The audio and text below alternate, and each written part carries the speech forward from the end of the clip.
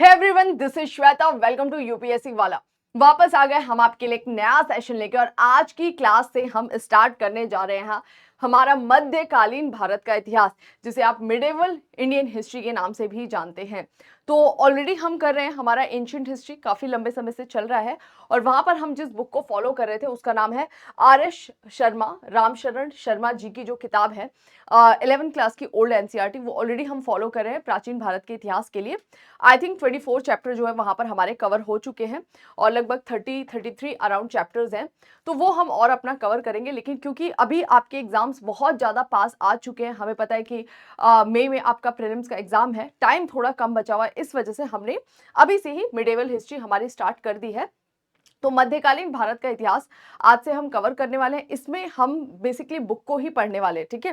तो हम कौन सी बुक को यहाँ पर कवर करने वाले हैं? सतीश चंद्रा। ओके, ये भी 11th क्लास की ओल्ड एनसीईआरटी है मिडेवल हिस्ट्री की, वो हम हमारे पूरा इसमें कवर करेंगे। जितने भी चैप्टर्स हैं आज मैं आपको उसका इंट्रोडक्शन देने वाली हूँ। देखो, इंट्रोडक्शन जो होता है लेक्चर, वो बहुत इंपॉर्टेंट होता है, ताकि आपको एक ओवरव्यू मिल जाए कि आने वाले 2 महीने में हम क्या कवर करने वाले, कौन कौन सी चीजों को देखने वाले हैं। तो हमारा इधर एंशिएंट हिस्ट्री एंड होगा, उसके बाद हम मॉडर्न स्टार्ट करेंगे, बाकी मिडेवल हमारा साथ के साथ चलता रहेगा, तो आपको कंफ्यूज नहीं होना है। एंशिएंट हमने बहुत सुंदर तरीके से करा, स्टोन एज करा, Indus valley civilisation, Vedic age, Mahajanapada time period, Magadha Mahajanapada, Mauryan empire, post modern time period, Guptas पर हम जा चुके थे हमारे लास्ट सेशन में। अब वहां पे पोस्ट गुप्ता पढ़ेंगे, और फिर उसके बाद ऑलमोस्ट हमारा एंशिएंट डन हो जाएगा, ठीक है। अब आ जाते हैं हमारे मिडेवल हिस्ट्री पे, मध्यकालीन भारत का इतिहास। आज तो हमारा इंट्रोडक्शन लेक्चर है, ये कोई चैप्टर नहीं है, बेसिकली हमारा फर्स्ट क्लास है, जहां पर मैं आपको मध्यकालीन भारतीय इतिहास में क्या क्या पढ़ना है, कहां से हम चीजों को कैसे लेकर चलेंगे, क्या क्या कवर करने वाले हैं, और आपको क्या ध्यान रखना है इसे पढ़ते हुए, वो सब हमारा आज का डिस्कशन का टॉपिक रहने वाला है, ठीक है। बाकी ये हमारे कुछ बैचेस हैं, आप में से जो भी बच्चे चाहते हैं, इंटरेस्टेड है, इन बैचेस को ज्वाइन कर सकते हैं। क्योंकि देखो, प्लान मैनर में अगर आप चाह रहे हो कि टाइम में, लिमिटेड टाइम में कवर हो जाए चीजें, तो आप इधर से जाइए। जो बच्चे अफोर्ड कर सकते हैं, जो नहीं कर सकते, कोई दिक्कत नहीं है, हम पूरे डेडिकेशन से आपके लिए यूट्यूब पर भी अवेलेबल है, और सिलेबस आपका यहाँ पर भी टाइमली पूरा हो जाएगा। इसी वजह से मैंने आर्ट एंड कल्चर भी स्टार्ट कर दिया आपका, और मिडेवल भी स्टार्ट कर दिया कि टाइमली आपका हम हिस्ट्री कवर करके दे दे। बिल्कुल आपके पास समय रहे कि आप प्रॉपर रिवीजन कर सके 2 से 3 महीने का। और ये जो भी हम पढ़ रहे हैं, हिस्ट्री की बुक्स कवर कर रहे हैं, चाहे हमारा आर.एस. शर्मा है, चाहे सतीश चंद्र, या आगे हम विपिन चंद्रा पढ़े, ये सब आपका प्रीलिम्स मेंस दोनों के लिए ही है, ठीक है। तो ऐसा नहीं है कि अभी हम प्री पढ़ रहे हैं, मेंस बाद में पढ़ना है, नहीं, ओवरऑल हम कर रहे हैं। इसको आप अच्छे से पढ़िए, जल्दी आपके क्वेश्चन भी कराएंगे, मेन्स के पॉइंट ऑफ व्यू से भी, प्रीलिम्स के पॉइंट ऑफ व्यू से भी, वो सब हमारा प्रैक्टिस सेट चलेगा। तब तक आप अच्छे से रिवीजन करके रख लीजिए सारी चीजों को, ठीक है। तो स्टार्ट करते हैं हमारे आज के सेशन को, जो हमारा फर्स्ट लेक्चर है, जहां पर मैं आपको इंट्रोडक्शन देने वाली हूं। देखो, जो हमारा पूरा का पूरा इंडियन हिस्ट्री है, इस इंडियन हिस्ट्री को बेसिकली हम 3 पार्ट्स में डिवाइड करके पढ़ते हैं। ये आप सभी को पता है कि भारत का इतिहास जो है, इसे हम 3 भागों में बांटकर पढ़ते हैं। भारतीय इतिहास को 3 भागों में बांटकर पढ़ा जाता है, ठीक है। और फर्स्ट जो हमारा ऑलरेडी चल रहा था, प्राचीन भारत का इतिहास, ओके। दूसरा, जिसे आज से हम स्टार्ट करने वाले हैं, मध्यकालीन भारत का इतिहास। एंड द लास्ट वन, जिसे हम बोलेंगे आधुनिक भारत, जो हमारा कुछ ही समय में वो भी स्टार्ट हो जाएगा, ठीक है। फिलहाल हमारा आज का टॉपिक क्या है? मध्यकालीन भारत का इतिहास। अब दिमाग में क्वेश्चन आएगा कि कहाँ से स्टार्ट हुआ, कैसे स्टार्ट हुआ। तो जो मेरा फर्स्ट इंट्रोडक्शन लेक्चर था एंशिएंट हिस्ट्री का, वहां पर हमने काफी डिटेल से जाना था कि क्या चेंजेस आ रहे हैं। तो एंशिएंट इंडियन हिस्ट्री की अगर मैं बात करूं, तो जब से आपको इतिहास की जानकारी होती है पुरातात्विक साक्ष्यों के आधार पर, क्योंकि लिखित या साहित्यिक साक्ष्य तो काफी बाद में मिलते हैं, लेकिन पुरातात्विक साक्ष्य, आर्कियोलॉजिकल एविडेंसेस के बेस पे जब से आपको इतिहास की जानकारी होना चालू होती है, तब से लेकर हम मानकर चल रहे हैं 2 लाख ईसा पूर्व, कहीं कहीं 2 लाख, कहीं 5 लाख, तो 2 लाख ईसा पूर्व से लेकर लगभग हमें पता लगता है 700 ईस्वी तक का जो समय है, 700 बोलो, 710 बोलो, जो भी आपको सही लगे, तो हम मानकर चलते हैं कि 700 ईस्वी तक का जो समय, इसे हम प्राचीन भारतीय इतिहास में कवर करते हैं, ठीक है। मतलब 2 लाख ईसा पूर्व से लेकर 2 लाख बीसी से लेकर लगभग 700 एडी तक का जो टाइम पीरियड है, इसको हम पूरा एंशिएंट हिस्ट्री में मानकर चलते हैं, ठीक है। तो अब मिडेवल हिस्ट्री की शुरुआत कैसे होती है? देखो, शुरुआत यहाँ पर 2 तरीके से माना जाता है। पहली चीज ये कि ये वो समय है जब भारत में हमें राजनीतिक शून्यता की स्थिति दिखाई देती है। ओके, पॉलिटिकल वैक्यूम टाइप का कंडीशन दिखता है। पॉलिटिकल वैक्यूम किस कंटेक्स्ट में? तो ये वो टाइम पीरियड है जब हमारा उत्तर भारत की बात करें या दक्षिण भारत की बात करें, वहां पर कोई बड़ा एम्पायर या किंगडम नहीं दिखाई देता है, बल्कि उत्तर भारत में हमें छोटे छोटे राज्य दिखाई देते हैं, दक्षिण भारत में छोटे छोटे राज्य दिखाई देते हैं। जैसे कि उत्तर भारत की अगर मैं बात करूं, जो हम पढ़ने वाले हैं आगे हमारे एंशियंट में लास्ट में एंड करेंगे, पाल, प्रतिहार, राष्ट्रकूट। ठीक है, तो पाल, गुर्जर, प्रतिहार, राष्ट्रकूट, ये छोटे छोटे हमें राज्य दिखते हैं। दक्षिण भारत की अगर हम बात करें तो हमें यहाँ पर दिखाई देते हैं चोलास का किंगडम दिखेगा, मतलब ये अर्ली मिडिवल पीरियड में, या फिर हम देखते हैं पांड्यास दिखाई देते हैं, पल्लवास दिखाई देते हैं, वाकटक दिखाई देते हैं। तो ये वो टाइम पीरियड हमें दिखाई देता है जब कोई बड़ा एम्पायर या किंगडम नहीं रह जाता है वर्धन डायनेस्टी या पुष्यभूति डायनेस्टी के बाद। तो इस समय एक तो पॉलिटिकल वैक्यूम दिखता है, एक पूरा यूनिफाइड स्ट्रक्चर नहीं होता है। दूसरा, ये वो टाइम पीरियड है जब पहली बार हमारे जो इंडियन सब कॉन्टिनेंट है, यहाँ पर मुस्लिम इन्वेजन हमें दिखाई देता है। देखो, इस्लाम धर्म का उद्भव भी इसी समय होता है, सबको पता है कि इसी के आसपास इस्लाम धर्म का उद्भव हुआ। और पहली बार जो एक बोल सकते हैं कि इस्लाम धर्म को मानने वाले जो थे, जो उनके फॉलोअर्स थे, वो इन्वेड करेंगे इंडिया के नॉर्थ वेस्ट पार्ट में। कहाँ पर? जो अरब हो, जिन्हें हम बोलते थे अरब, तुर्क, ये सब किसके फॉलोअर्स बनते हैं? इस्लाम रिलीजन के फॉलोअर्स बनते हैं। इधर अरब, इधर तुर्क हमें दिखाई देते हैं। तो ये जो अरब इन्वेजन है ना, फर्स्ट मुस्लिम इन्वेजन के रूप में जाना जाता है। और फर्स्ट मुस्लिम इन्वेजन कहां पर होता है? सिंध नामक जगह पर होता है। ठीक है, और यहीं से हम मानकर चलते हैं मध्यकालीन भारत का इतिहास। ये इन्वेजन क्यों हुआ? देखो, आक्रमण कब होगा? फॉर एग्जाम्पल, आप किसी सोसाइटी में, सोसाइटी तो खैर नहीं, आप किसी कैंपस में रह रहे हैं, ठीक है, वहां पे बहुत सारे क्वार्टर्स बने हुए, 10, 12, 15, 20 जो भी है, उसमें से एक आपका ऐसा घर है जिसमें अंदर बहुत धन संपत्ति रखा हुआ है, खूब सारी ज्वेलरीज रखी हुई है, सब कुछ है अंदर, पैसा वैसा रखा हुआ है, और इसकी सूचना किसी प्रकार से बाहर लोगों को पता है। ठीक है, और ये भी पता है कि आपके घर में बूढ़े माता पिता रहते हैं, कोई वृद्ध लोग रहते हैं।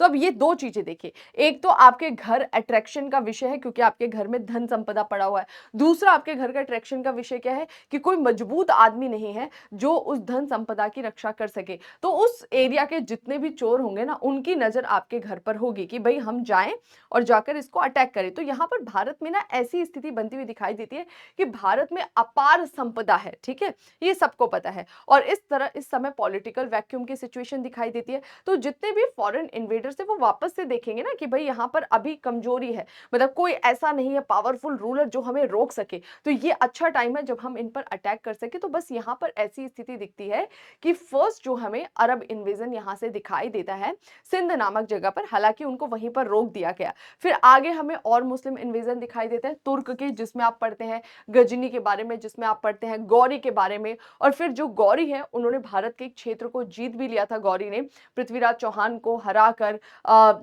जयचंद को पराजित करके, जिसमें आप पढ़ते हैं battle of Panipat, battle of Chandawar. और फिर यहाँ पर ही एक एम्पायर की नींव रखी गई थी गौरी के गुलाम के द्वारा, और उसको क्या बोला गया था? वहां से सल्तनत वंश की शुरुआत होती है, या सल्तनत काल की शुरुआत होती है। और जिस वंश ने उसकी नींव रखी थी, गुलाम थे वो, क्योंकि इस वजह से उसे गुलाम वंश कहा गया। तो पूरा दिल्ली सल्तनत हम पढ़ते हैं। फिर उसके बाद से मुगल्स आते हैं, मुगल्स जो है वो आएंगे, वो आके मुगल आकर उसको रिप्लेस करते हैं। फिर हम मोरा मुगल काल पढ़ते हैं। लेकिन जब हम मध्यकालीन भारत का इतिहास पढ़ते हैं तो बचपन से ही हमारी आदत है, बचपन में वैसे एसएसटी पे ज्यादा बच्चों का इंटरेस्ट रहता नहीं है, मेरा भी नहीं था, मुझे भी इतना नहीं पता था, फैक्ट वगैरह हम ज्यादा रटते थे। लेकिन अगर आप देखोगे तो हम ज्यादातर मध्यकालीन भारत का इतिहास क्या मानते हैं कि मुस्लिम इन्वेजन हुआ, अरब ने अटैक किया, तुर्क ने अटैक किया, फिर सल्तनत काल की शुरुआत हुई, फिर मुगल काल की शुरुआत हुई, ये मध्यकालीन भारत का इतिहास खत्म। लेकिन मध्यकालीन भारत के इतिहास में हमें दक्षिण भारत का, दक्कन वाला रीजन का एक प्रॉपर इतिहास दिखाई देता है। जब आपके नॉर्थ वाला, जो नॉर्थ इंडिया वाला पार्ट है, वहां पर आपके कौन रूल कर रहा था? सल्तनत और मुगल्स आते हैं, सल्तनत उसके बाद मुगल। उसी समय दक्षिण भारत में हमें दो पावरफुल किंगडम दिखाई देते हैं, जिसे आप विजयनगर और बहमनी किंगडम कहते हैं। मोस्ट इंपॉर्टेंट है, ठीक है। तो ना केवल उत्तर भारत बल्कि दक्षिण भारत का एक मजबूत इतिहास था। और मध्यकालीन भारतीय इतिहास को आपने देखा होगा जब ब्रिटिश हिस्टोरियंस जिन्होंने इंडिया की हिस्ट्री लिखी थी, बाद में तो हमारे इंडियन हिस्टोरियंस आए जिन्होंने सही तरीके से भारत के इतिहास की व्याख्या की, लेकिन जो ब्रिटिश हिस्टोरियंस थे उन्होंने पूरे भारतीय इतिहास को धर्म के आधार पर बांट दिया था। हिंदू काल, मुस्लिम काल और फिर ब्रिटिश काल में बांट दिया था। ठीक है, तो ये जो मुस्लिम काल है वो टाइम पीरियड था, ये मध्यकालीन भारत के इतिहास को, और उन्होंने ये डिफाइन किया कि ये वो टाइम पीरियड था जब मुस्लिम इंडिया में आकर रूल कर रहे थे। लेकिन एक्चुअली अगर आप देखो इस पूरे मध्यकालीन भारतीय इतिहास में, तो बहुत सारे आपको अलग अलग जगह पर बड़े बड़े हिंदू राजाओं के राज्य दिखाई देते हैं। इवन जहां से मध्यकालीन भारत की शुरुआत होती है, जिसको आप पूर्व मध्यकाल कहते हैं या अर्ली मिडिवल पीरियड कहते हैं, ये वो टाइम पीरियड था जब भारत में, उत्तर भारत में हमें कई सारे राजपूताना राज्य दिखाई देते हैं। मेवाड़, मारवाड़, अलग अलग क्षेत्रों में, मालवा रीजन में अलग अलग क्षेत्रों में बहुत सारे राजपूताना स्टेट्स दिखाई देते हैं। तो पूरा जो पूर्व मध्यकाल है वो तो राजपूत राजाओं का ही काल रहा था, ठीक है, जिनका संबंध हिंदू धर्म से था। बाद में हमें पता लगता है अरब ने इन्वेड भी किया, तो वो एक छोटे से क्षेत्र में थे। बाद में जब तुर्क इन्वेड करते तो वो दिल्ली पर अटैक करता है, लेकिन उसके बाद भी काफी बड़े ऐसे नॉर्थ में राज्य थे जहां पर हमें हिंदू राजाओं का वर्चस्व दिखाई देता है, राजपूताना स्टेट्स दिखाई देते हैं। दक्षिण में हमें कई सारे बड़े बड़े हिंदू राज्य दिखाई देते हैं। इसके अलावा जब सल्तनत काल के कुछ राजाओं ने आगे अपने काफी बड़ा एक एम्पायर किंगडम स्टैब्लिश किया था, उस समय भी पैरेलली हमें हिंदू राज्य दिखाई देते, मुगल्स के पैरेलली भी दिखाई देते। तो कुल मिलाकर धर्म के आधार पे जो डिफाइन किया था ब्रिटिश हिस्टोरियंस ने, वो यहाँ पर थोड़ा सा फेल हो जाता है। और हम जब मध्यकालीन भारत के इतिहास को पढ़ते हैं तो हमें केवल सल्तनत और मुगल काल नहीं पढ़ना है, एक बहुत बड़ा भारत का इतिहास दिखाई देता है राजपूताना राज्यों का, जो पूर्व मध्यकाल से शुरुआत होता है। अगर आप उन राजपूताना स्टेट्स के बारे में अच्छे से जानेंगे कि कहाँ कहाँ कौन कौन रूल कर रहा था, उसके बाद हम देखते हैं कि सल्तनत काल की शुरुआत होती है, तो एक्चुअली आप समझ पाएंगे कि कैसे इनके बीच में आपस में वॉर हो रहे हैं। और आपने सुना होगा कई सारे सल्तनत काल के राजाओं ने अटैक किया, कोई गुजरात में लड़े, कोई कहीं, तो राजपूताना स्टेट्स के किंग से ही इनकी लड़ाई होती है, तो आप अच्छे से समझ पाएंगे। तो राजपूताना स्टेट्स को हमें जानना होगा, सल्तनत काल को जानना होगा, मुगल काल को जानना होगा, दक्कन और दक्षिण में विजयनगर और बहमनी किंगडम जो है उनके बारे में हम पढ़ेंगे। उनके पहले जो चोलाज रूल कर रहे थे, चोला का बहुत बड़ा एम्पायर हमें दिखाई देता है लगभग 9th सेंचुरी एडी के आसपास में, अर्ली मिडिवल पीरियड में, पूर्व मध्यकाल में। इतना बड़ा इन्होंने अपना किंगडम एस्टैब्लिश किया था कि श्रीलंका को मिला लिया था, पूरा बे ऑफ बंगाल वाला रीजन इनके कंट्रोल में आ चुका था। उधर पहुंच जाते ये साउथ ईस्ट एशिया के क्षेत्रों तक इन्होंने कॉन्कर कर लिया था, और इतना बड़ा इनका एक अपना बोल सकते हैं कि वर्चस्व स्थापित हो चुका था बे ऑफ बंगाल में, कि बंगाल की खाड़ी को चोला झील या चोल लेक के नाम से भी जाना जाता था। ओके, तो ये सारी चीजें हैं, हमें थोड़ा सा अपने जो सोचने का दायरा है मध्यकाल को पढ़ते हुए बढ़ाना पड़ेगा, आपको सारी चीजों को कवर करना है। मतलब खाली नॉर्थ पे नहीं, साउथ पे भी ध्यान देना है, क्योंकि आप देख रहे हो किस तरीके से क्वेश्चन पूछ रहे, तो एक प्रॉपर हमें इतिहास पढ़ना है। जैसे हमने जब नॉर्थ का पढ़ रहे थे एंशिएंट हिस्ट्री में, तो हमने दक्षिण में भी देखा था संगम काल, है ना, चोल चेर पांडे, और अभी हमें और कुछ पढ़ना है वहां पे दक्षिण का, काफी अभी इतिहास पढ़ा हुआ, वो सब हम वहां कवर करेंगे। तो आई होप यहाँ तक आपको कुछ ओवरव्यू मिल गया हो। अब हम जानते हैं कि जो राम शरण शर्मा, ये जो सतीश चंद्रा बुक है, इसमें कैसे हमें इन चैप्टर्स को कवर करना है वन बाय वन। यहां तक सबको क्लियर है? कोई भी डाउट हो आपको तो प्लीज कमेंट सेक्शन में बताइएगा, इसकी कोई जरूरत मुझे लग नहीं रही, तो इसको हम यहां से फटाफट इरेज कर देते हैं, ठीक है। तो मैं आपको ये बोल रही थी कि बुक के कंटेक्स्ट में थोड़ा सा हम जान लेते हैं, क्लास को हम बहुत लेंथी नहीं करेंगे, इंट्रोडक्शन सेशन ही है। पहला मध्यकाल का जो फर्स्ट चैप्टर है, इसमें बोल रहा है भारत और विश्व। मध्यकाल कहां से शुरुआत हो रहा है, तो 8वीं सदी ईस्वी से हम इसकी शुरुआत देख रहे हैं, ठीक है। तो 8th से लेके 18th, अब आप बोलोगे कहां से कहां तक जाएगा, तो 8th से लेके 18th सेंचुरी एडी तक हमें प्रॉपर वे में ये दिखाई देता है। सभी के समझ में आ गया? तो 8th से 18 तक हमारा पूरा का पूरा जो स्ट्रक्चर है वो हम यहां पर जानने वाले हैं भारत और विश्व के कंटेक्स्ट में, कि उस समय भारत में क्या स्थिति है और विश्व में क्या स्थिति है। मध्यकालीन भारत के इतिहास जब भारत में शुरुआत हो रही है, हम देख रहे हैं 700 के बाद, तो उस समय भारत की क्या स्थिति है, भारत में कौन कौन से स्टेट्स दिखाई दे रहे हैं, साथ में विश्व में हमारा किस पर फोकस रहेगा, यूरोप में हमें एक बहुत बड़ा पूर्वी रोमन एम्पायर दिखाई देता था। पूर्वी रोमन एम्पायर किस तरह से उस पर अटैक होंगे, रशिया से, जर्मनी से आने वाले कबीलाई लोग जो है वो उसको निपटा देंगे, वहां पर क्या स्ट्रक्चर चल रहा है वो भी हमें पैरेलली डिस्कस करना होगा। जैसे जब हम पढ़ रहे थे प्राचीन भारतीय इतिहास, तो उसके पैरेलल हम देख रहे थे ना क्या चल रहा है यूनान में, क्या चल रहा है ईरान में, हमारे उनके रिलेशंस कैसे थे, वो सब हम पढ़ते हुए आए हैं हमारे उन बुक्स में। तो ऐसे ही यहाँ पर भी आपको पैरेलली थोड़ा सा नजर रखना होगा, बाकी जब आप वर्ल्ड हिस्ट्री पढ़ोगे तो और आपको क्लैरिटी आ जाएगी, ठीक है। तो फर्स्ट चैप्टर यही है, भारत और विश्व, इसको हम अच्छे से समझेंगे। नेक्स्ट, उत्तर भारत और दक्कन, यानी नॉर्थ और साउथ में क्या चल रहा है। ये उत्तर भारत वाला क्षेत्र था, ये दक्कन वाला रीजन था।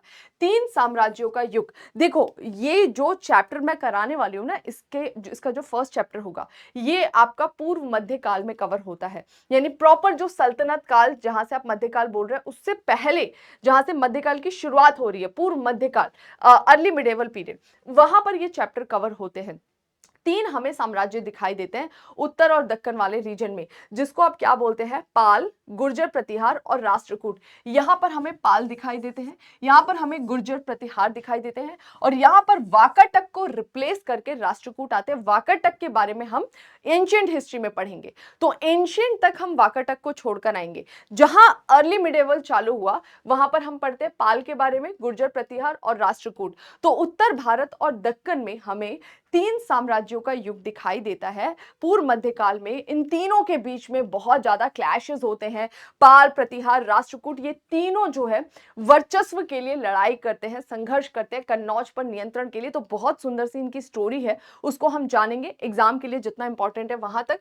8वीं से लेकर 10वीं सदी तक 200 साल तक लगभग इनके बीच वर्चस्व को लेकर संघर्ष होता है। ये रहे यहाँ पे पाल, ये रहे गुर्जर प्रतिहार, और ये रहा राष्ट्रकूट। तो मध्यकाल की शुरुआत में हम भारत और विश्व की आपस में तुलना करते हुए, भारत विश्व मतलब भारत और यूरोप की, हमारा जो पहला चैप्टर स्टार्ट होता है पूर्व मध्यकाल का, जिसका नाम है पाल, प्रतिहार, राष्ट्रकूट। इसके बीच में संघर्ष को ट्रिपरटाइट स्ट्रगल या फिर त्रिपक्षीय संघर्ष भी कहा जाता है, जिसको हम जानेंगे, ठीक है।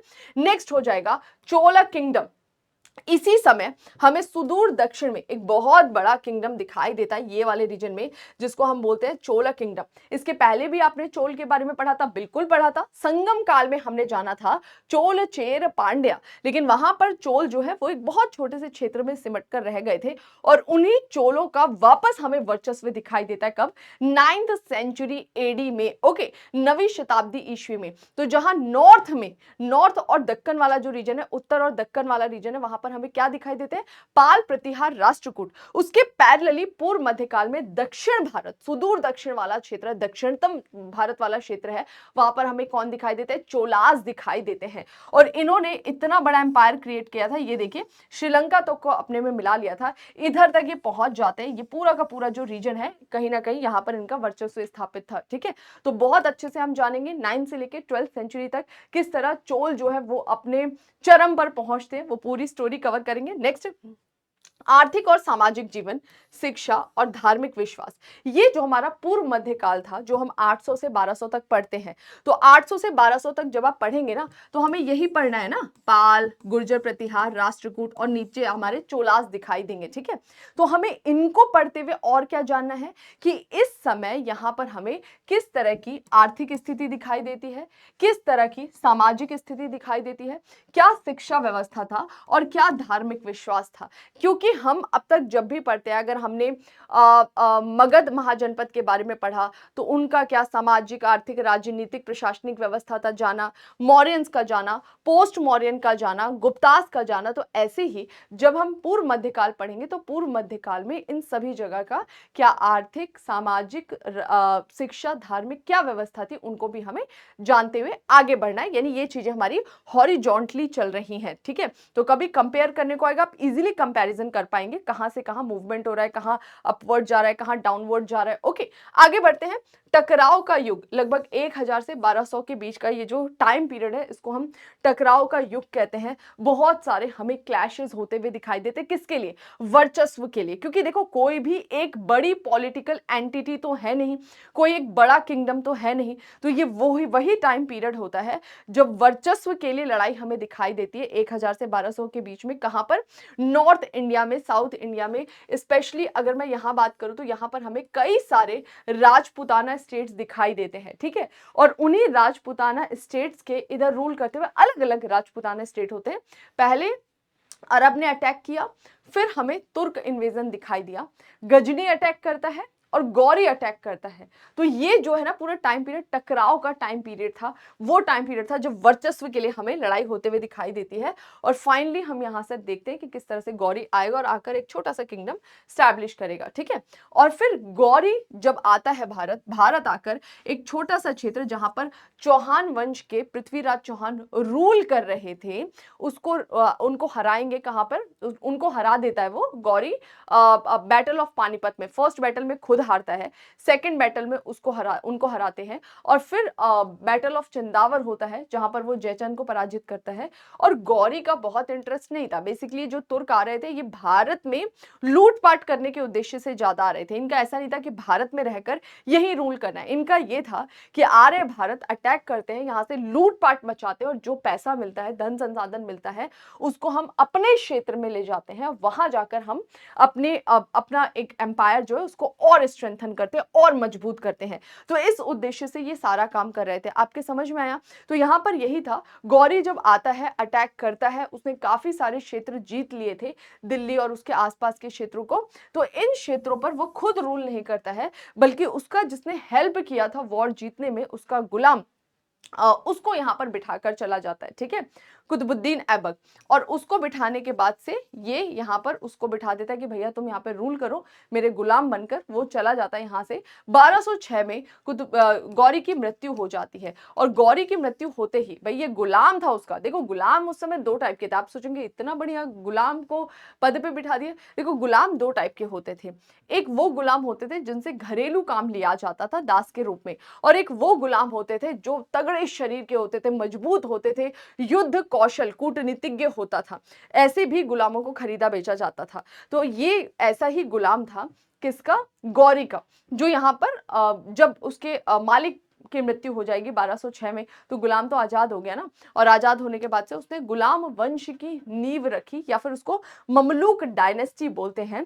और फिर उसने सुल्तान की पदवी धारण की। ओके, तो सुल्तान की जब वो पदवी धारण करता है, तो उसी वजह से वहां से 1206 से लेके कब तक, 1526, जब तक मुगल्स नहीं आते, बैटल ऑफ पानीपत में लास्ट जो आपका यहां से सल्तनत काल के आखिरी वंश के लोधी डायनेस्टी का जो इब्राहिम लोधी था, उसको पराजित करके जब तक मुगल्स नहीं आ जाते, जब तक बाबर नहीं आ जाते, इस पूरे टाइम पीरियड को सुल्तानों का काल या फिर सल्तनत काल कहा जाता है, क्योंकि ये टाइटल लेते थे, सुल्तान की पदवी धारण करते थे। क्या है वो सब स्टोरी हम बाद में जानेंगे, ठीक है। तो दिल्ली सल्तनत, नेक्स्ट चैप्टर जो है दिल्ली सल्तनत, हम देखेंगे किस तरह से 13वीं सेंचुरी में दिल्ली सल्तनत की स्थापना होगी।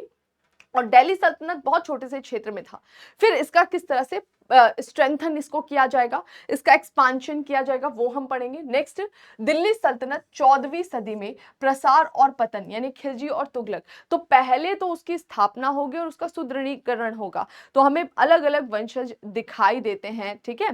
तो गुलाम हो गए, खिलजी हो गए, सैयद हो गए, लोधी हो गए। तो यहाँ पर बोल रहा है कि इनिशियली तो ये बसा और दिल्ली सल्तनत की स्थापना हुई और ये मजबूत हुआ, लेकिन आगे हमें पता लगता है कि खिलजी तुगलक के टाइम पीरियड में एक्सपांशन तो हुआ, एक्सपांशन के बाद धीरे धीरे डिक्लाइन भी चालू होता है, और फाइनली लोधी डायनेस्टी के टाइम पीरियड में तो पूरी तरह से इसका पतन हो जाता है। और जो दिल्ली सल्तनत, इतना बड़ा एम्पायर, ये देखो एक टाइम में दिल्ली सल्तनत ना इतना बड़ा हो चुका था, लेकिन ये स्टेबल नहीं था, ये इमीडिएट क्या हो जाता है, स्प्लिट हो जाता है। मतलब आपने कहीं पे अधिकार किया और वापस जैसे ही अधिकार करके आ रहे हो, तब तक वो क्षेत्र इंडिपेंडेंट हो गया, तो उसको स्टेबल तो नहीं बोलोगे ना। ऐसा एक बड़ा किंगडम आपको कब दिखाई दिया था? मौर्यंस के टाइम पीरियड में, इवन इससे भी बड़ा, ये वाला भी उन्होंने अपने में मिला लिया था, अशोका ने कलिंग।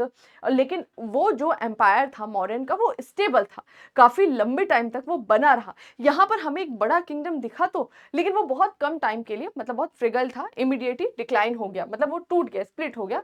और लोधी डायनेस्टी के टाइम पीरियड में वापस से छोटा सा एक क्षेत्र रह, छोटे से क्षेत्र में सिमट कर रह जाता है दिल्ली सल्तनत वाला एम्पायर। ओके, फिर बोल रहा है कि सबसे पहले आप दिल्ली सल्तनत की स्थापना पढ़ेंगे, उसका सुदृढ़ीकरण पढ़ेंगे, फिर उसका पतन पढ़ेंगे। फिर हमें क्या जाना है वापस, कि पूरा ये जो दिल्ली सल्तनत वाला टाइम पीरियड था 1206 से 1526 तक, इस समय का सामाजिक व्यवस्था क्या थी, आर्थिक व्यवस्था क्या थी, प्रशासनिक व्यवस्था क्या थी, ये तो हमें छोड़ना ही नहीं है, ये तो हमें चिपका के लेकर चलना है। 800 से 1200 तक क्या था, सामाजिक, आर्थिक, प्रशासनिक, धार्मिक, समझ में आया। फिर 1200 से लेकर 1526 तक क्या था, सामाजिक, आर्थिक, राजनीतिक, प्रशासनिक, धार्मिक, समझ में आ रहा है। और वो दिल्ली सल्तनत के टाइम पीरियड में कौन सी सामाजिक व्यवस्था थी, समाज में किसका क्या स्टेटस था, विमेंस का क्या स्टेटस था, दलितों का क्या स्टेटस था, इकोनॉमी उनकी किस तरह की चल रही थी, किस तरह से टैक्सेस वो वसूली करते थे, किस तरह के टैक्स इम्पोज करते थे, जजिया जकात वगैरह के बारे में भी हम वहां पर पढ़ते हैं। फिर उसके बाद से देखते हैं हम उनका पॉलिटिकल स्ट्रक्चर क्या था, एडमिनिस्ट्रेटिव स्ट्रक्चर क्या था, किस तरह से वो प्रशासन को मैनेज कर रहे थे, कितने पार्ट्स में उन्होंने डिवाइड करा था, ये सब चीजें हमें यहाँ पे पढ़नी रहती है। ठीक है, फिर इसी के पैरेलल जब नॉर्थ में आपका क्या दिखाई देता है, दिल्ली सल्तनत, इसके पैरेलल दक्षिण में हमें दो किंगडम एस्टैब्लिश होते हुए दिखाई देते हैं। जैसे ही दिल्ली सल्तनत का पतन होने के कगार पे रहता है, उसी के साथ हमें उद्भव होते हुए दिखाई देता है। क्या मतलब, दिल्ली सल्तनत का पतन बोलेंगे या बीच वाला जो स्टेज था, उसी के साथ हमें 1336 के आसपास दिखाई देता है विजयनगर बहमनी किंगडम। तो ये देखिए यहाँ पर हमारे ये पूरा का पूरा एक किंगडम है जिसे क्या बोला जा रहा है, ये देखिए ये दो हमें यहाँ पर किंगडम दिखाई दे रहे हैं, एक है आपका विजयनगर और दूसरा है हमारा बहमनी। ठीक है, तो ये थोड़ा सा ध्यान रखना है, एग्जाम के लिए इंपॉर्टेंट है। विजयनगर और बहमनी काल तथा पुर्तगालियों का आगमन, तो लगभग लगभग विजयनगर और बहमनी किंगडम हमें इस समय दिखाई देता है और यही वो टाइम पीरियड है जो पता लगता है कि पुर्तगाली भी आते हैं। 1498 में पहली बार पुर्तगाली जो है वो मूव करके आते हैं, सी रूट का यूज करते हुए भारत में एंट्री लेते हैं। ठीक है, तो ये थोड़ा सा ध्यान रखना है, एग्जाम के लिए इंपॉर्टेंट है। मैं आपको क्या बता रही थी, भूल गई। ओके, तो मैं आपको ये बोल रही थी, नहीं आ रहा यार मैं क्या, हाँ ठीक है, मैं ये बोल रही थी कि विजयनगर और बहमनी किंगडम की शुरुआत तो होती है सल्तनत काल में और इसका अंत हो जाता है मुगल काल में। ठीक है, तो मुगल काल में ये खुद टूट जाते हैं छोटे छोटे राज्यों में, वो सब हम पढ़ेंगे। तो विजयनगर और बहमनी जो है ना, सल्तनत के बीच से मुगल के शुरुआत तक हमें दिखाई देते हैं। उसके बाद ये छोटे छोटे पार्ट्स में डिवाइड होते हैं, जैसे कि अहमदनगर, बीदर, बरार, बीजापुर, गोलकुंडा, और उनका मुगल्स के साथ में अटैक होता है या लड़ाई होता है या वॉर्स होते हैं, वो सब हम देखते हैं। ठीक है, तो ये थोड़ा सा ध्यान रखना है कैसे हम स्टोरी लेकर चलेंगे। तो सबसे पहले हम लेकर चलेंगे 9 से 12 तक, है ना, 900 से 1200 तक की स्टोरी या 800 से 1200 तक की स्टोरी, जहां पर हम पाल, प्रतिहार और राष्ट्रकूट और दक्षिण में चोलास के बारे में पढ़ेंगे। फिर हम देखते हैं 1000 से 1200 के बीच संघर्ष होता है, यहाँ पर अरब इन्वेजन, तुर्क इन्वेजन और राजपूत स्टेट्स के बीच में। फाइनली यहाँ पर तुर्क ने इन्वेड किया, गौरी ने अटैक किया, रूल चालू किया, तो यहाँ से सल्तनत काल की शुरुआत हुई। पूरा हम दिल्ली सल्तनत पढ़ेंगे, कब से लेकर 1200 से लेकर 1526 तक। और जब दिल्ली सल्तनत चल रहा होगा, इसी बीच हमें दक्षिण भारत में क्या दिखाई देते हैं, दो किंगडम दिखाई देते हैं, विजयनगर और बहमनी, इन दोनों किंगडम के बारे में पढ़ेंगे। और फिर इधर दिल्ली सल्तनत तो डिक्लाइन हो गया, विजयनगर बहमनी अभी बना रहेगा, तो इसके बारे में पढ़ते हुए हमें ध्यान रखना है कि इसी समय हमें पुर्तगाली का आगमन दिखाई देता है। ट्रेड के लिए आते हैं पुर्तगाली, क्योंकि ये वाला जो रूट था, ऐसा नहीं था भारत और यूरोप के बीच में पहले ट्रेड नहीं होता था, एंशिएंट टाइम पीरियड से ही ट्रेड हो रहा था इस लैंड रूट से। इस लैंड रूट पर कंट्रोल हो जाता है, वो पूरी स्टोरी जो है वो सब हम पढ़ेंगे, बाद में पढ़ेंगे जब हमारे चैप्टर स्टार्ट होंगे, कि किस तरह से इस वाले पूरे रीजन पर कंट्रोल हो जाता है, इधर से अरबों का और इधर से इटली का। ओके, और ये नया ट्रेड रूट जो है वो फाइंड किया जाता है। भारत के बारे में पता था, लेकिन ये जो भारत के लिए एक समुद्री रास्ता था वो यहाँ से खोजा गया।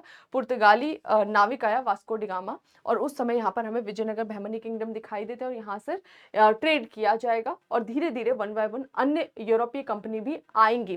तो वो हमारा मॉडर्न का पार्ट होता है, मॉडर्न हिस्ट्री का, जिसमें हम इस चैप्टर को बोलते हैं एडवेंट ऑफ यूरोपियंस, यानी यूरोपियन का आगमन। लेकिन यूरोपियन का आगमन तभी चालू हो जाता है जब सल्तनत काल चल रहा होता है।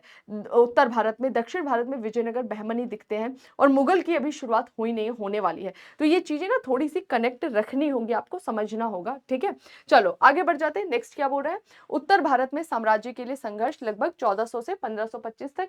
जो सल्तनत काल है वो धीरे धीरे धीरे धीरे पतन की ओर अग्रसर होगा। और सल्तनत काल के जो अंतिम वंश होते हैं, जिसको हम बोलते हैं लोदी वंश, लोदी वंश का आखिरी शासक होता है इब्राहिम लोदी, उसको पराजित करता है कौन, बाबर। ओके, तो बाबर आएगा, अटैक करेगा। बाबर की हम टैक्टिक्स के बारे में जानेंगे, कौन सा तरीका था जिसका तुगलमा पद्धति और अन्य पद्धति का यूज करके बाबर ने पराजित किया था एक बहुत बड़ी इब्राहिम लोदी की सेना को। ओके, वो सब हम जानेंगे 1526 के फर्स्ट बैटल ऑफ पानीपत को पढ़ते हुए। ठीक है, चलो आगे बढ़ जाते हैं। नेक्स्ट है भारत में धार्मिक आंदोलन और सांस्कृतिक विकास। ये जो पूरी आपने स्टोरी पढ़ी है ना, 800 से लेकर अभी 1500 तक की आप कहानी लेकर आए, इसी बीच हमें भारत में धार्मिक आंदोलन और सांस्कृतिक विकास होते हुए दिखाई देता है 13 से 15 के बीच में, जहां पर आप भक्ति, सूफी इनके बारे में पढ़ते हैं। ठीक है, तो वो पैरेलली चलने वाली चीजें हैं। जैसे कि आपने मगध के बारे में पढ़ा था, तो मगध के पैरेलल आप क्या पढ़ रहे थे, बुद्धिज्म और जैनिज्म के बारे में पढ़ रहे थे। मौर्यंस के बारे में पढ़ रहे थे, तो हम पैरेलली बुद्धिज्म के बारे में देख रहे थे। कुशान्स के बारे में देख रहे थे, तो बुद्धिज्म की 2 शाखाएं निकलती हुई देख रहे थे, हीनयान, महायान। आप समझ पा रहे हैं, तो पैरेलली क्या चेंजेस हो रहे हैं, थोड़ा सा धर्म में वो अवेयर रहना है। यहाँ पर हमें धार्मिक आंदोलन दिखाई देते हैं जिसमें हम भक्ति और सूफी को पढ़ने वाले, वो पैरेलल चलने वाली चीजें हैं और उनका क्या प्रभाव पड़ रहा है समाज पर, वो भी हम जानेंगे। नेक्स्ट, मुगलों का आगमन, बाबर और हुमायूं, इन्होंने किस तरह से सबसे पहले बाबर आया 1526 के बैटल ऑफ पानीपत के थ्रू। 1526, 27, 28, 29 लगातार वो वॉर लड़ते रहे। एक्सपांशन किया उसने भारत में, नॉर्थ इंडिया में। उसके बाद से उसका उत्तराधिकारी बना कौन, उसका बेटा हुमायूं। हुमायूं का थोड़ा सा लाइफ स्ट्रगल वाला था। हम देखते हैं किस तरह से 1540 में उससे जो है उसका एम्पायर छिन जाता है। और कुछ समय के लिए, वैसे हम मुगल काल को कब से कब तक मानकर चलते हैं, 1526 बैटल ऑफ पानीपत से लेके 1707 तक। 1707 एक्चुअली मुगल एम्परर खत्म नहीं होते, लेकिन 1707 में जो लास्ट पावरफुल मुगल एम्परर था जिसका नाम था औरंगजेब, उसकी डेथ हो जाती है और उसके बाद से इनका डिक्लाइन चालू होता है धीरे धीरे। इस वजह से हम यहां तक कैलकुलेट करके चलते हैं। ठीक है, तो 1707 1526 के बीच में एक टाइम पीरियड आता है जहां पर मुगल्स का एम्पायर थोड़े दिन के लिए रुका था। वो टाइम पीरियड हमें कब से कब तक दिखाई देता है, 1540 से लेके 1555 तक। जब बाबर के बाद उसका बेटा उत्तराधिकारी बनता है हुमायूं, तो हमें पता लगता है हुमायूं के 10 साल के ही रूल के बाद से अफगान शासक था जिसका नाम था शेर शाह सूरी, उसने अटैक किया और पराजित किया किसको, हुमायूं को। और हुमायूं यहां से भाग खड़ा हुआ और लगभग 40 से लेकर 55 तक शेर शाह सूरी और उसके उत्तराधिकारियों ने रूल करा। हालांकि हुमायूं वापस से कॉन्कर कर लेता है, अपने क्षेत्र को जीत लेता है। सूरी के उत्तराधिकारी इतने पावरफुल नहीं थे तो उन्हें हरा देता है। हरा के कुछ ही समय रूल करता है 55 से 56 तक, तब तक इसकी डेथ हो जाती है। और 1556 में इसका उत्तराधिकारी बनता है कौन, अकबर। बस अकबर से मुगल्स जो है वो अपने पीक लेवल पर पहुंचना चालू होता है, जो औरंगजेब तक चालू रहता है। और औरंगजेब के टाइम पीरियड में उसने दक्षिण की तरफ भी अभियान चलाया था और दक्षिण भारत के क्षेत्रों को भी अपने में मिला लिया। हालांकि जो औरंगजेब की ये पॉलिसी थी वो बहुत सक्सेसफुल नहीं हुई। एक तो आप नॉर्थ से साउथ की तरफ अगर आप जाते हैं, अटैक करते हैं, फिर उसको जीतते हैं, फिर जीत के जब आप वापस आते हैं और वहां पे विद्रोह हो जाए, वो क्षेत्र इंडिपेंडेंट हो जाए, तो एक तो आपने अटैक करा, आपकी आर्मी गई, उतना सारा पैसा लगा युद्ध लड़ने में, और जीतने के कुछ ही समय बाद वो विद्रोह के इंडिपेंडेंट हो जाए तो वो क्षेत्र भी हाथ से गया। दूसरा कि ये क्षेत्र इतना फर्टाइल नहीं है, इतना उपजाऊ नहीं है, तो अगर आप यहाँ पे जीत रहे हो तो उतना ज्यादा आपको प्रॉफिट भी नहीं होते हुए दिखाई दे रहा है। वो सब हम बाद में पढ़ेंगे। तो औरंगजेब के टाइम पीरियड में उसने कुछ मिलिट्री कॉन्क्वेस्ट किए साउथ इंडिया में, और इतना बड़ा जो किंगडम है वो कुछ समय के लिए दिखाई देता है औरंगजेब के टाइम पीरियड में। इसी वजह से मैंने बोला था कि जो अशोका का एम्पायर था, उतना बड़ा एम्पायर और उतना स्टेबल एम्पायर हमें मौर्यंस के अलावा कहीं देखने को नहीं मिलता है, क्योंकि ना केवल बड़ा एम्पायर बल्कि स्टेबिलिटी हमें दिखाई दी लंबे समय तक, वो भी बिना किसी वॉर के, धम्म की नीति का यूज करके, वो हमें वही दिखाई देती है। तो आपने देखा कि सल्तनत काल में भी कुछ समय के लिए एक बड़ा एम्पायर था, लेकिन बहुत कम टाइम पीरियड के लिए। मुगल काल में भी औरंगजेब के टाइम पीरियड में दिखता है, लेकिन बहुत शॉर्ट टर्म के लिए, वापस से कुछ ही समय में इंडिपेंडेंट हो जाते हैं। तो हम पढ़ेंगे बाबर और हुमायूं के बारे में, उन्होंने किस तरह से अपना एक एम्पायर का एक्सपांशन किया। अफगानों का चरमोत्कर्ष यानी हुमायूं के ही समय किस तरह बीच में अफगान घुस गए और घुसकर 15 साल उन्होंने रूल किया, अपनी पावर दिखाए। फिर मुगल साम्राज्य का सुदृढ़ीकरण, वापस से हुमायूं आया, लेकिन हुमायूं बहुत कुछ कर नहीं पाए 1 साल में ही। ऐसा कहा जाता है कि लाइब्रेरी के सीढ़ी से गिर के उनकी मृत्यु हो गई। तो उनका बेटा बनता है उत्तराधिकारी, जो कि नाबालिग था, है ना, संरक्षक के अंतर्गत ही ये काम करते हैं। तो 1556 से किस तरह अकबर ने पूरा का पूरा सुदृढ़ीकरण करा, वो हम जानेंगे। इस समय दक्कन और दक्षिण भारत का क्या स्टेटस चल रहा था, वहां पर क्या चल रहा है, क्या खलबली चल रही है, वो भी हम पैरेलली डिस्कस करेंगे कि नॉर्थ में जब मुगल एम्परर अकबर रूल कर रहा है तो साउथ का क्या स्टेटस है। ओके, मुगलों की विदेश नीति क्या थी, किस तरह की फॉरेन पॉलिसी थी, क्योंकि जब अकबर अब रूल कर रहा है, ये वो टाइम पीरियड है जब कई कई सारे विदेशी जो कंपनियां हैं वो भारत में आ रही हैं।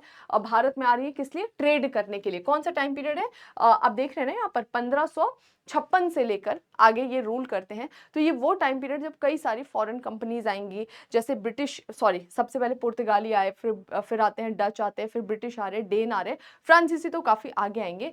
तो मुगलों की क्या विदेश नीति थी, किस तरह से ये लोग चीजों को मैनेज कर रहे थे, वो भी हमें पढ़ना होगा। ठीक है, आगे बढ़ जाते हैं। नेक्स्ट क्या बोल रहा है? भारत 17वीं सदी के पूर्वार्ध में भारत का क्या स्टेटस था? मुगल काल में सेम जैसे आपने सल्तनत काल में पढ़ा, सामाजिक, आर्थिक, राजनीतिक, प्रशासनिक व्यवस्था, एग्जैक्टली ऐसे ही मुगल काल में क्या चल रहा था? आर्थिक, सामाजिक, सांस्कृतिक, धार्मिक विकास क्रम, ये सब हम पढ़ेंगे। और फिर मुगल्स का डिक्लाइन, यानी औरंगजेब और उसकी आंतरिक समस्याएं, क्या किस चीज से औरंगजेब जूझ रहा था, किस तरह की वो पॉलिसीज लेकर आ रहा था, और उन पॉलिसीज के बाद किस तरह से एक लेवल पर मुगल एम्पायर लगा कि बिल्कुल पीक पर पहुंच गया, चरमोत्कर्ष पर पहुंच गया, और एक लेवल पर लगा कि एकदम से वो टूट चुका है, यानी डिक्लाइन हो गया, उसका विघटन हो गया, कोलैप्स हो गया है। वो सब हम जानेंगे औरंगजेब की पॉलिसी पढ़ते हुए। ठीक है, फिर अंतिम जो हमारा चैप्टर है जहां पर हम जानेंगे मूल्यांकन और समीक्षा पूरा का पूरा, कि क्या रहा मध्यकालीन भारत इतिहास, किस तरह से सामाजिक, आर्थिक, धार्मिक, राजनीतिक व्यवस्था में बदलाव होते गए, क्या जो पॉलिटिकल सिस्टम है उसमें लगातार चेंजेस हुए, क्या इसने इम्पैक्ट डाला इंडियन सोसाइटी और अन्य चीजों पर। और इसी के साथ हमारा जो है मिडिवल हिस्ट्री हो जाएगा कंप्लीट, हमारी ये बुक हो जाएगी पूरी। तो बुक बहुत छोटी सी है, बहुत सुंदर सी है, बस आपको ये ध्यान रखना है कहां से कहां तक हम चल रहे हैं। 800 से लेकर लगभग 1800 तक का हम इतिहास जो है इसमें कवर करने वाले हैं। ठीक है, 1707 इधर 700 से चालू हो जाएगा। तो सबसे पहले हमें इस समय देखना है क्या चल रहा है पूर्व मध्यकाल में।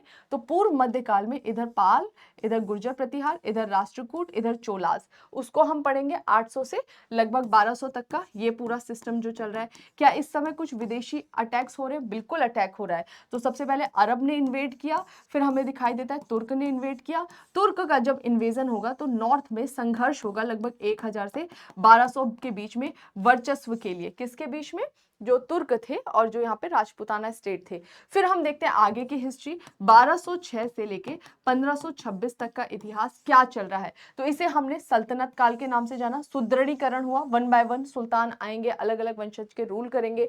फिर हमने देखा 1526 से लेके कब तक का? 1707 तक का इतिहास मुगल काल के नाम से जाना, कि अंतिम सल्तनत जो शासक था उसको रिप्लेस करके बाबर आया, अटैक किया, रूल किया। फिर आगे क्या चला वो जानेंगे। इसी बीच में थोड़ा सा हमें टाइम पीरियड दिखाई देता है 1500, कब से 1540 से लेके 1555 तक का, जब हमें अफगान शासक जो है वो रूल करते हुए दिखाई देते हैं, उसको भी पढ़ना है। और इसी के पैरेलल यहां पर हमें दक्षिण भारत में क्या दिखाई देते हैं, क्या बोलते हैं, विजयनगर और बहमनी किंगडम दिखाई देता है। तो वो भी हमें डिस्कस करना है कि इन दोनों के पैरेलल दक्षिण भारत में दो बड़े हमें किंगडम दिखाई देते हैं, विजयनगर, बहमनी, वो हम डिटेल से जानेंगे।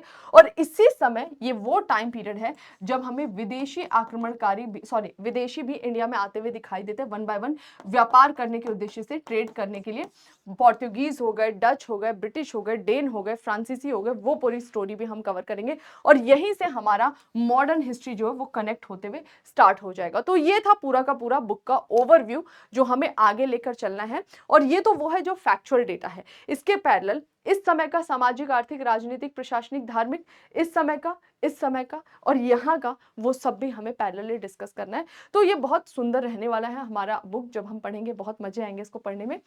बस आप लोग फोकस्ड रहिए, डेली क्लास में बने रहिए, जो हमारी एंशिएंट हिस्ट्री की प्लेलिस्ट है उसको अच्छे से फॉलो करिए, इसी तरह मिडिवल को फॉलो करिए, मल्टीपल टाइम्स हो सके तो बुक को रिवाइज करिए, नंबर ऑफ बुक्स को मत बढ़ाइए, एक ही बुक को 10 बार पढ़ डालो, जितनी बार पढ़ोगे उतना अच्छा उस पर कमांड होगा, कंसेप्चुअल क्लैरिटी डेवलप होगी, नई चीजें वहां से मिल पाएंगी। और उसके बाद बस आपको करना है previous year question practice set, जितना ज्यादा करोगे, जब भी आप क्वेश्चन कर रहे हैं आप फोकस मत करिए कि आपका क्वेश्चन करेक्ट है या सही हो रहा है, गलत हो रहा है, कोई फर्क नहीं पड़ता, हमें एग्जाम में अच्छा परफॉर्मेंस देना है। वहां पर क्वेश्चन गलत है चलेगा, जो टॉपिक से क्वेश्चन पूछा है, अगर मुगल से पूछा है या किसी पर्टिकुलर डायनेस्टी से पूछा है, गलत हो गया चलेगा, तुरंत जाइए, कॉपी खोलिए, बुक खोलिए, देखिए वो चैप्टर कहाँ, चैप्टर में कौन सा टॉपिक है, और उसको फटाफट वहां से एक बार रिवाइज दे लीजिए। बस आप इस तरह से प्रीवियस ईयर क्वेश्चन या जो भी आप टेस्ट सीरीज ज्वाइन कर रहे हैं उनके थ्रू क्वेश्चंस लगाइए, क्वेश्चन में फंसिए तो जाकर रिवाइज करिए, फिर फंसिए फिर रिवाइज करिए, फिर फंसिए फिर रिवाइज करिए, और देखिए आपके सारे टॉपिक्स में एक क्लैरिटी आ जाएगी। एक तो जो हमने अपना कंसेप्ट क्लियर किया, दूसरा क्वेश्चन के फॉर्मेट में भी हमने क्लैरिटी डेवलप कर ली। इतना ही आपको काम करना है, फिर देखिए आपका प्री भी हो जाएगा, आप मेंस पर भी अच्छा परफॉर्मेंस देंगे, और बाकी तो आपको पता ही है। तो बस ये था हमारा आज का सेशन। आई होप आपको सेशन इंफॉर्मेटिव लगा होगा, और अगर आपको हमारी ये बुक सीरीज अच्छी लग रही है तो प्लीज जितना ज्यादा हो सके कमेंट सेक्शन में अपना फीडबैक जरूर दीजिए, और कोई भी डाउट है, कोई भी प्रॉब्लम है, वो भी जरूर बताइएगा। कुछ बच्चों के मैं कमेंट्स देख रही थी, बोल रहे थे मैम इंडस वैली सिविलाइजेशन का पार्ट टू ऑलरेडी है, उसको हम जल्दी अपलोड करा देंगे। तो जैसे ही हमारा लास्ट लेक्चर जाएगा एंशिएंट हिस्ट्री का, उसके बाद हम पार्ट 2 अपलोड करा देंगे, ठीक है। तो चलिए फिर मिलते हैं नए सेशन में, तब तक अपना ध्यान रखिए, रिवीजन करते रहिए। Thank you.